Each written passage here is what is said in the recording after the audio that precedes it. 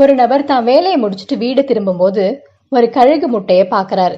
கழுகு எங்கேயாச்சும் பக்கத்துல இருக்கா, அந்த முட்டையை அதுகிட்ட பத்திரமா சேர்த்துடலான்னு பாக்குறாரு. எங்கேயுமே கழுக காணும். அந்த முட்டையை அப்படியே விட்டு போக மனசு இல்லாத அவரு தன்னோட கோழி பண்ணையில கொண்டு வந்து அந்த முட்டையை பத்திரமா வைக்கிறாரு. கோழி தான் முட்டை தான் நினைச்சு அடை காக்க ஆரம்பிக்குது. கொஞ்ச நாள்ல அந்த முட்டையில இருந்து கழுகு வெளியில வருது.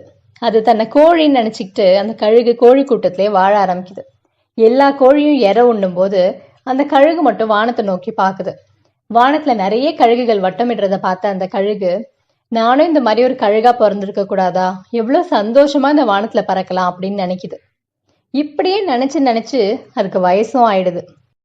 இதே மாதிரிதான் நமக்கு நிறைய திறமை இருந்தும் நம்ம பயம் தயக்கத்தினால நிறைய வாய்ப்புகளை நழுவ விட்டுருப்போம். இந்த கதை கேட்ட நாம இந்த கோழி கூட்டத்துல வாழ்ற கழுகா இருக்க போறோமா, வானத்துல வட்டமிடுற கழுகா இருக்க போறோமா, அதை நாம தான் முடிவு செய்யணும்.